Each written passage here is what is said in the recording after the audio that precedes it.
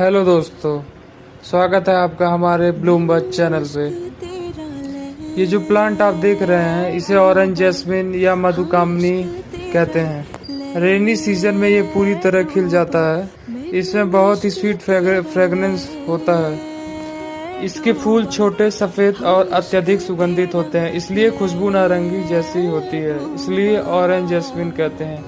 ये फूल दिन रात सुगंध बिखेरती है और तितलियां मधुमक्खियां को आकर्षित करती है। बरसात के मौसम में आप भी मधुकामनी लगा सकते हैं ताकि आपका गार्डन सजावटी और हरा भरा बना रहे।